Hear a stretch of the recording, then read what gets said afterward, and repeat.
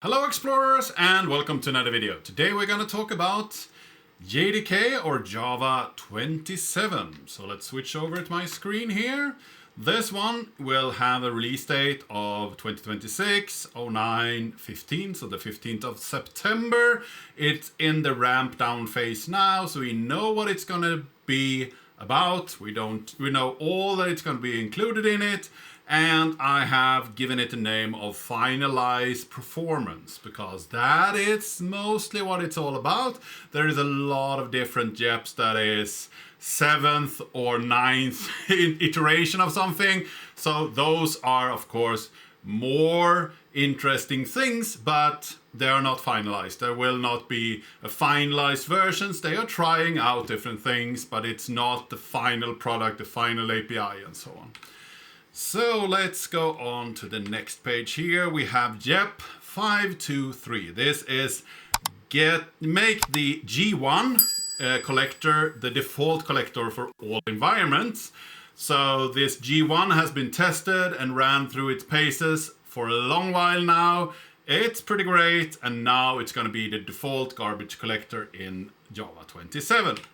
Next up we have JEP 527. And this is post-quantum hybrid key exchange for TLS 1.3. So this is pretty much just adding more key material handling in Java for these kind of post-quantum algorithms. So before we had a bunch of algorithms that were RSA based or curved based and so on, but they think that when quantum computers gets more powerful, those will be easy to break. So therefore they have come up with algorithms that should be post-quantum sufficient. So this is a step toward that in that direction. Next up we have JEP 531, and this is lazy constants, and this is the third preview. They've tried a couple of different options here, but they haven't really found the right solution. So before we could have this kind of a logging behavior, we needed to check null before we actually got a logger in order to initiate it when it's actually called. The new way of doing this is just saying this is a lazy constant of the type of logger, and then you can just use it as normal with a logger get, and then you could get that variable. Very similar, just a different way of writing this. Next we have JEP 532, and this is a primitive types in patterns, instance of, and switch. And this is the fifth preview, and pretty much it's about this.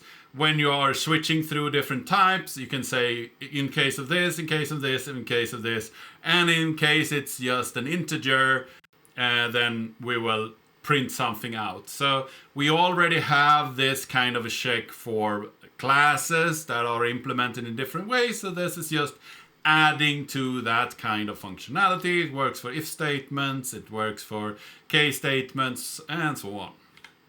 Next up, we have structured concurrency, and this is the seventh preview. So structured concurrency is when you want to run multiple things at once. The example that gave where you got a request and you wanted to give one response, but you needed to fetch user information and the order information in order to build a response. So they have tried a bunch of different ways of making this kind of fork and then merge behavior work well, and they haven't really figured out exactly how to do this. So this is another try. Next up, we have compact headers by default. So this is a flag you can put into Java, which will improve performance.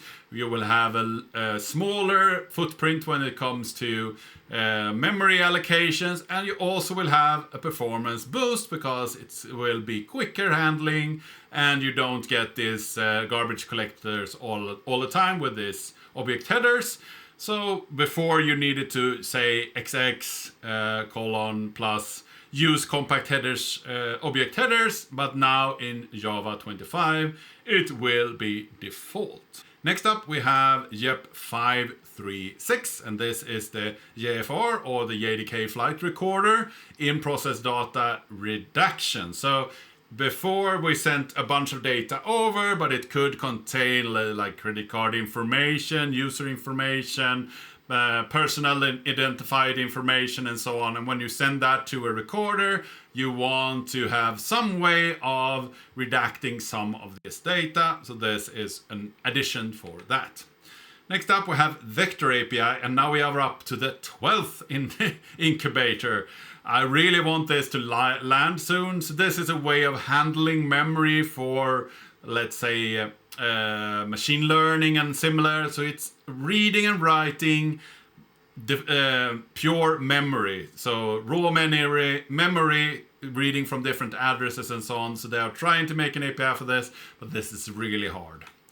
And next up we have PEM encodings for encryptographic objects. It's the third preview, and this is where you are trying to handle these kind of key pairs, where you have a private key and a public key, and then you handle that. There is a bunch of different plugins that you can use in order to get this. So you just add dependencies to your Java 3, but now they want to build it into the JDK and they want to get it right.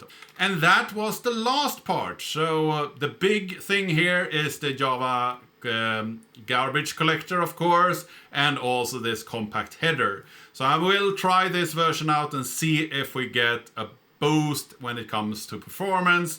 It's going to be interesting. Is there anything else that you thought was really interesting in this release? Or are we just waiting for the next one, Java 28? Is this just a mediocre release this time? Or is there something that you are really excited about? Leave a comment in the comment section down below. If you like this video, give it a like, share it with your friends and colleagues. If you haven't subscribed yet, please do that. And I really want to see you in the next video.